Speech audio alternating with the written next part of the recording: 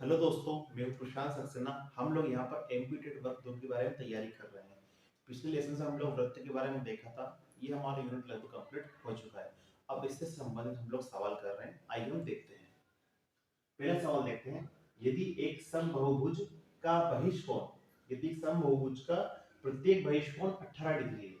एक समबाहुभुज है हमारे पास, उसका प्रत्येक बहिष्कोण प्रत्येक बाहरी कोण कितना डिग्री का है? 18 डिग्री का है। तो भुजाओं की संख्या ज्ञात कीजिए। आपको भुजाओं की संख्या ज्ञात करनी है। इसमें ज्यादा उलझने वाला बात नहीं है। एक सिंपल सा फॉर्मूला होता है इसका। भुजाओं के बीच बनने वाला कोण इज इक्वल टू 360 अपॉन भुजाओं की संख्या। क्या फॉर्मूला होता है? प्रश्न देख लीजिए। एक समबाहुभुज का प्रत्येक बहिष्कोण 18 डिग्री है। तो प्रत्येक बाहरी कोण कितना डिग्री देके रखा है आपको? 18 डिग्री देके रखा है। ठीक है, 360 वैसे ही रहा। तो भुजाओं की संख्या ज्ञात करो। भुजाओं की संख्या x मान लीजिए। ठीक है, इसको मैं हटा देता हूं, नोट कर लीजिएगा आप लोग प्रश्न को। मुख्य प्रश्न है, आ सकता है। क्या इक्वेशन माना? अगले स्टेप में 18 का मल्टीप्लाई करेंगे इधर। 18x is equal to 360। तो x is equal to 360 upon 18। Cancel हो रहा है 20। x इज इक्वल टू कितना आ गया? 20। तो 20 भुजा यहां पर होगी। बहुत इजी क्वेश्चन था, ये आप आसानी से कर सकते हैं। ठीक है, अगला क्वेश्चन देखिएगा। ये चित्र दिया है हमको। एक्चुअली ये हमें चक्री चतुर्भुज देके रखा है। इसमें हमारे पास एक सर्कल के अंदर दिया है। तो ये वाला एंगल कितना दिया है? 7x + 10। इसके सामने वाला एंगल दिया है -2y + 155। ये वाला दिया है 5x और d दिया है 3y + 140। हमें और x और y की वैल्यू निकालना है। चक्री चतुर्भुज में जानते हैं आमने सामने वाले एंगल कितना होता है? 180। इनका सम कितना होता है? 180 होता है। ये वाला एंगल और ये वाला एंगल का सम कितना होता है? हमेशा 180। कुछ भी नहीं करना है इसमें, जैसा लिखा है वैसे लिखना है। एंगल ए कितना लिखा है? 7x + 10। ये एंगल ए के प्लेस पे मैंने 7x + 10 लिख दिया। ये वाला प्लस वैसा का वैसा ही। ये एंगल सी लिखा है। एंगल सी कितना है? -2y + 155। ठीक है, प्लस माइनस माइनस हो गया इज इक्वल टू 180। इसको सोल्व करते हैं। ये 7x लिखा, ये -2y लिखा। ध्यान दीजिए 155 एंड 10 165 हो गए। 165 उधर गया तो कैसा हो गया? माइनस का हो जाएगा। ठीक है, तो 180 में से 165 माइनस करेंगे, हमारा आ जाएगा 15। Equation number first. ठीक है, अभी एंगल ए और एंगल सी के बारे में हमने सोल्व करा था। इसी प्रकार एंगल बी और एंगल डी को सोल्व करेंगे हम लोग। मैं ये मिटा रहा हूं, सिर्फ इक्वेशन रख रहा हूं। ठीक है, ध्यान दीजिए। इसी प्रकार angle B plus angle D, ये भी कितना देगा हमें? 180 देगा। एंगल बी कितना है? 5x प्लस एंगल डी कितना है हमारे पास? 3y + 140 इज इक्वल टू कितना है? 180। ठीक है, यहां वैल्यू रखा है मैंने। 5x वैसे रहा, 3y वैसे रहा। 140 उधर गया तो माइनस का हुआ। 180 में से 140 माइनस करा तो 40। Equation number second. ठीक है, इसे हटा देता हूं मैं, इसे हटा देता हूं, ये हटा देता हूं। ये हमारे पास दो इक्वेशन यहां पर आ चुकी है। अब इन्हें मैंने पिछले लेसन में एलिमिनेशन, सब्स्टिट्यूशन, क्रॉस मल्टीप्लिकेशन विधि आपको बताई थी। अब उसके अकॉर्डिंगली x और y का वैल्यू निकाल सकते हैं। चलो ध्यान दीजिए, मैं यहां पर आपको सिखा देता हूं। एक बार बोलो, यहां पर x का कोएफिशिएंट कौन है? 7 है। तो इस इक्वेशन में 7 का मल्टीप्लाई होगा। यहां पर x का कोएफिशिएंट कौन है? 5। तो इस इक्वेशन में 5 का मल्टीप्लाई होगा। 5 का मल्टीप्लाई यहां कीजिए, 35x -10 भाग 5 का 15 में 75। 7 का मल्टीप्लाई 5x में कीजिए, 35x 3y में कीजिए, 21 भाग 40 में कीजिए, 280। ठीक है, यहां पर एलिमिनेशन विधि का हम लोग उपयोग कर रहे हैं। यहां पर हमें x को गायब कर रहे हैं। एलिमिनेशन मतलब गायब विधि, x को गायब कर रहे हैं हम लोग। इसको सोल्व करेंगे, माइनस कर दीजिए, ये माइनस का हो गया। ये माइनस का, ये माइनस का, ये कैंसिल, -10y -21y -31y। ठीक है, 280 में से 75 घटा दीजिए, माइनस का 205। ठीक है, आगे देखिएगा, इसको हटा देता हूं मैं। अगले स्टेप में माइनस से माइनस कैंसिल हुआ, y is equal to 205 upon 31।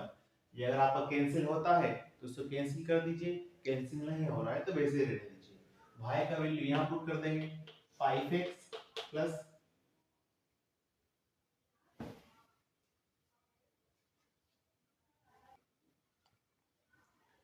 आगे हम लोग सोल्व करते हैं। ये लिखा हमने 3y, y का वैल्यू कितना है 205 अपॉन 31।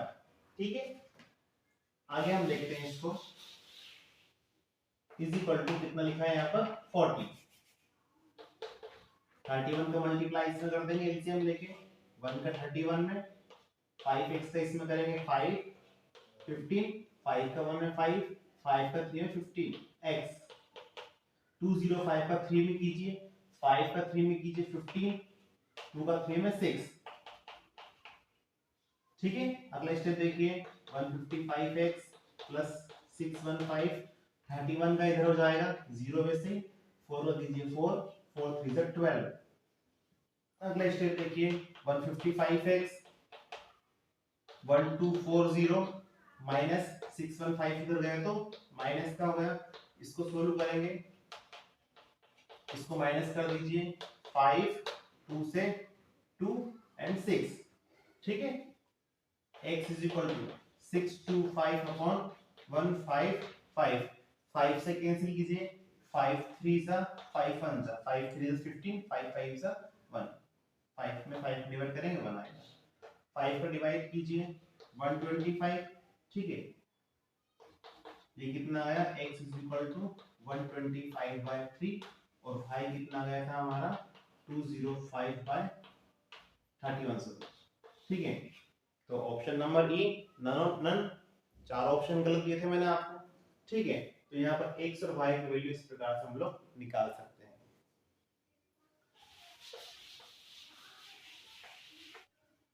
ठीक है, नेक्स्ट क्वेश्चन देखिएगा, पहले एक्स्ट्रा देख लीजिए, f plus v is equal to 2 plus e, जहां f क्या है आपका पैच फलक, e क्या है आपका एज किनारे, v है वर्टेक्स शीर्ष। अगर आपको एक बहुफलक दे, एक पॉलीहेड्रॉन दे आपको, तो उसमें आपको फॉर्मूला क्या होता है इसका, फलक प्लस शीर्ष बराबर 2 प्लस किनारे। एग्जाम में f और v दे देगा, e पूछ लेगा, या v और e दे देगा, f पूछ लेगा। ये आईएमपी प्रश्न है, ये आईएमपी फॉर्मूला है, इसको आप ध्यान दे लीजिए, ये फॉर्मूले आप लिख लीजिए। इससे संबंधित आपको मैं एक सवाल इसमें बता देता हूं, मैं ये हटा रहा हूं। ठीक है,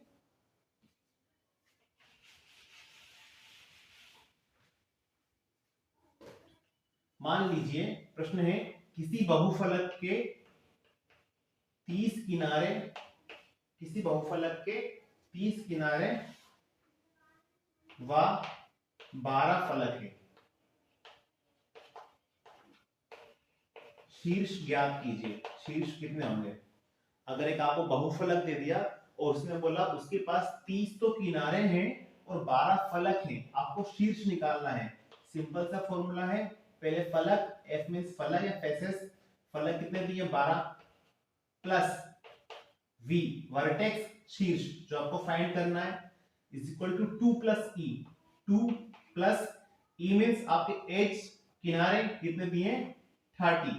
सोल्व करेंगे, 12 प्लस v 30 प्लस 2 32, 12 उधर जाएगा माइनस का होगा, 32 में से 12 गया 20, तो आपके पास 12 शीर्ष रहेंगे।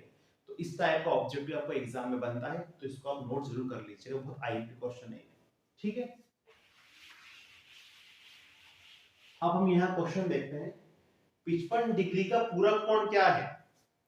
55 डिग्री का पूरक कोण क्या है? मैंने आपको पिछले लेसन में बताया था, पूरक कोणों का योग 90 डिग्री होता है। ठीक है, तो एक पूरक कोण x मान लो, दूसरा पूरक कोण हमको क्या दिया है 55, इनका योग कितना है 90। सोल्व करेंगे, 55 आपका उधर जाएगा तो माइनस का हो जाएगा, घटा दीजिए 35 डिग्री। तो 55 डिग्री का पूरक कोण कितना हो गया 35 डिग्री हो गया। ये बहुत इजी था, ठीक है, ध्यान दीजिए इस चीज को। अगला प्रश्न देखिए, इसमें लगभग कैंडिडेट्स गलती कर देते हैं। प्रश्न है किसी चतुर्भुज के कोण 1, 2, 4, 5 के अनुपात में है, ठीक है। पहले तो हम इतना ही क्वेश्चन हमने पढ़ा है, क्वेश्चन पूरा मत पढ़िए, अभी इतना ही देखिए। किसी चतुर्भुज के कोण 1, 2, 4, 5 के अनुपात में है, इसको यही सोल्व कर लीजिए। क्योंकि प्रश्न में बड़े कोण एक बार पूरा पढ़ लेंगे नॉर्मल सा, सबसे बड़े कोण और सबसे छोटे कोण इनकी बात कर रहा है, ठीक है। तो किसी चतुर्भुज के कोण 1, 2, 4, 5 के अनुपात में है, तो बड़ा कोण क्या होगा आपका, ध्यान दीजिए। इस टाइप के सवालों कैसे करते हैं अनुपात वालों को, 1, 2, 4, 5, 1 और 2 3, 3 और 4 7, 7 और 5 12, नीचे आती है टोटल वैल्यू, ठीक है। चतुर्भुज के सभी कोणों का योग 360 होता है, यहाँ पर 180 प्लस 180 टोटल 360 डिग्री होता है चतुर्भुज में, इसलिए 360 का मल्टीप्लाई होगा। अब उसने बोला है सबसे बड़े कोण और छोटे कोण। अब 1, 2, 4, 5, बड़ी वैल्यू क्या है 5, तो बड़े कोण में ऊपर जाएगा 5, ठीक है। छोटे कोण की बात करें हम लोग, छोटे कोण या छोटा कोण, ठीक है। छोटा कोण क्या होगा, नीचे तो आपका टोटल आना ही है, यहाँ पर वैल्यू रहती है क्वेश्चन के अकॉर्डिंग क्या दे के रखा है आपको, यहाँ पर आपको चतुर्भुज दे के रखा है, कोणों का योग 360 होता है, वो सभी कोणों का योग, तो यहाँ पर मल्टीप्लाई 360 का होगा। टोटल वैल्यू कितना है 1, 2, 4, 5, इन सारे रेशियो को जोड़ देते हैं, यह है हमारा 12, ठीक है। ऊपर बोला छोटा कोण 1, 2, 4, 5, इनमें से तो छोटी वैल्यू क्या है 1, तो हम यहाँ पे लिख देंगे 1। इसको यही सोल्व कीजिए, क्वेश्चन को ज्यादा खींचिए मत, जितना बोला है उतना उसको देख लीजिए। 12 से कैंसिल करेंगे, ये हो गया आपका 30, ठीक है। 5 into 30 150, ये सबसे बड़ा कोण हो गया, ये हो गया 30, 1 into 30 30 हो गया, ठीक है। इसको मैं हटा देता हूं, तो बड़ा कोण हमारे पास कितना हो गया 150, और छोटा कोण हमारे पास कितना हो गया 30।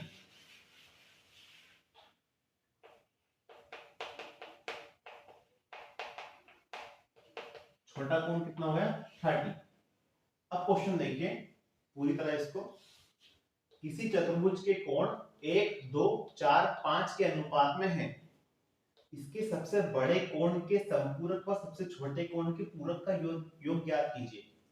आप लोग क्या करेंगे, क्वेश्चन जल्दी जल्दी पढ़ेंगे और योग कर देंगे, 150 प्लस 30 180, ऑप्शन नंबर बी आप टिक कराएंगे, जो आपका गलत हो जाएगा। प्रश्न में क्या पूछा गया है उसको ध्यान दीजिए, यहां तक तो आपने सोल्व कर दिया है। क्या बोला इसने, इसके सबसे बड़े कोण के संपूरक, बड़ा कोण को यहां लिख देता हूं मैं, क्या बोला इसने, बड़े कोण का संपूरक, और क्या बोला है सबसे छोटे कोण का पूरक, प्लस छोटे कोण का पूरक। आपको ये फाइंड करना है, प्रश्न में क्या बोला है उसने निकालने का, सबसे बड़े कोण का संपूरक और सबसे छोटे कोण का पूरक, आपको ये फाइंड करना है। ध्यान दीजिए, पूरक वाला क्वेश्चन मैंने अभी कराया था, पूरक कोणों का योग 90 होता है और संपूरक कोणों का योग 180 होता है। तो सबसे बड़े कोण का संपूरक, सबसे बड़ा कोण क्या आया था 150, तो यहाँ पर लिखते हैं हम लोग 150 का संपूरक आएगा, यहाँ पर सबसे बड़े कोण का संपूरक, सबसे छोटे कोण का पूरक, छोटा कोण क्या 30 का यहाँ पर पूरक आएगा, 150 का पूरक क्या हो जाएगा आपका 30, क्योंकि दो संपूरक कोणों का योग 180 होता है। ध्यान दीजिए, पहला आपका संपूरक कोण x मान लो, दूसरा आपका 150 मान लो, इनका सम कितना होगा 180, 150 इधर गया तो कितना हो गया 30 हो गया, ये आ गया प्लस 30 का पूरक, 30 का पूरक क्या होगा 60, क्योंकि आपके दो पूरक कोणों का योग 90 होता है, तो 30 यहां पर है तो यहाँ 60 होना चाहिए, जब भी तो 90 होगा। दो संपूरक कोणों का योग 180 होता है, यहाँ पर 150 है तो हमें 30 और चाहिए, जब भी 180 होगा। ठीक है, इसको आगे सोल्व करेंगे, ये होगा 90, तो इसका सही आंसर है आपका ऑप्शन नंबर ए। तो इस प्रकार के सवाल आप एग्जाम में देखने को मिल सकते हैं और आसानी से कर सकते हैं। ठीक है, आप इस प्रकार के सवालों पर तैयारी कीजिए, अगले लेसन में आपको और सवाल लेकर आऊंगा। ठीक है, कुछ बोलने में वर्तनी में अशुद्धि हो गई हो तो उसको नेगलेक्ट कीजिएगा, कॉन्सेप्ट समझिएगा इस चीज का। चैनल आपको अच्छा लगता है लाइक कीजिए, सब्सक्राइब कीजिए, शेयर कीजिए, कमेंट्स कीजिए और अच्छे से तैयारी कीजिए। शुक्रिया।